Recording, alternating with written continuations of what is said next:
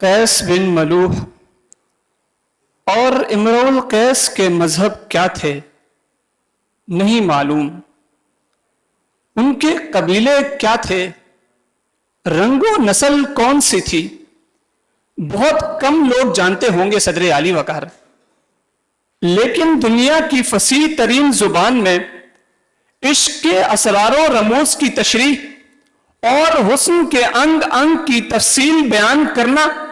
وہ وجوہات ہیں جن کی بنیاد پہ آج 1500 سال بعد یہاں کھڑا میں ان کے اشعار کا دلدادہ ہوں۔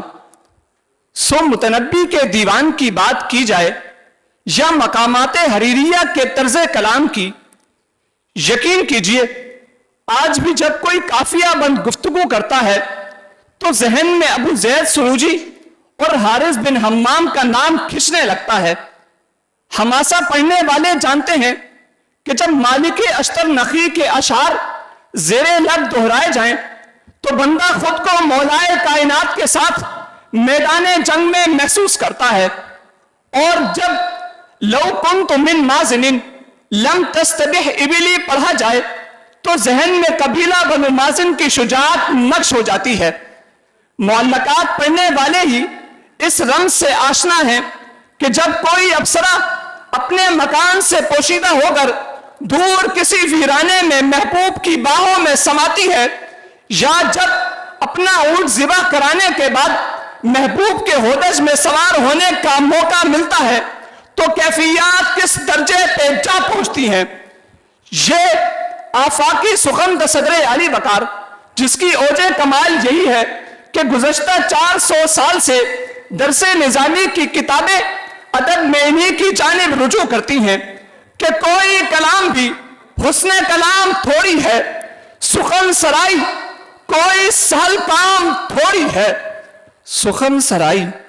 کوئی سہل کام تھوڑی ہے۔ ہٹلر کو بولنا نہ آتا ہوتا تو ہولوکاسٹ ممکن نہ تھا صدر عالی وقار۔ کہنے والے کہتے ہیں کہ شیکسپیئر اور ورڈز ورتھ نہ ہوتے تو انگریزی عالمی زبان نہ ہوتی،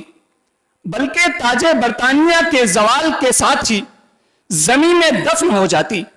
لیکن یہ ادبی شاہکارے ہی ہیں جو زبان کو اس کی اصل مٹھاس کے ساتھ صدیوں زندہ رکھتے ہیں، بلکہ یوں کہیے کہ زبانوں کی قید سے ماورا ہو جاتے ہیں، ورنہ پاولو کوئلو کسی عالمی زبان کا فرق تو نہیں۔ ٹولسٹائی نے لکھا تو اسے امن اور جنگ کے نام سے خریدنے کے لیے ایک دنیا امڑ آئی، اور مقدمہ ابن خلدون دنیا بھر میں ترجمہ ہو کر عمرانیات کا پہلا مقدمہ بن گیا۔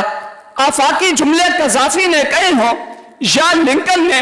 زبان کی چاشنی کے ساتھ ساری دنیا ان کا اثر قبول کرتی ہے۔ منٹوں کی سلاست کا راگ الاپنے والے اگر عتیق صدیقی کو پڑھتے تو انہیں معلوم ہوتا کہ سلاست کے لیے غیر مہذب ہونا ضروری نہیں۔ اسی لیے تو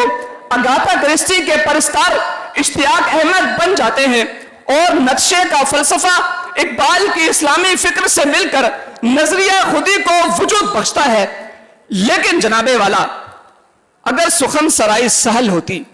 تو آج پورے سیالکوٹ میں اقبال اور سارے کراچی میں جون ہوتے، دلی میں کیری میناٹی کے بجائے غالب اور لکھنؤ میں وسیم رضوی کی جگہ میر انیس ہوتے۔ لیکن یہ تو خدائے سخن کا عطا کردہ رزق کلام ہے جس میں تاثیر تخلیق کار کی انشاء پردازی اور زباں فہمی سے آتی ہے۔ اس ریاضت و مجاہدے کو جیمز کے تذکرہ کار اور جلتے چولہے کو عشق کا معیار بنانے والے کیا جانے، جسے مکمل کرنے کے لیے سروت نے موت کے درندے کی کشش کو قبول کر لیا کہ کہاں وہ میر خدا سخن، کہاں یہ گدا، یہ رزق شیری ہر ایک کو مقام تھوڑی ہے، جلایا دل تو میرے نطق میں اثر آیا، سخن سرائی کوئی سہل کام تھوڑی ہے، سخن سرائی کوئی سہل کام تھوڑی ہے۔ آپ سب کی سماعتوں کا بہت شکریہ۔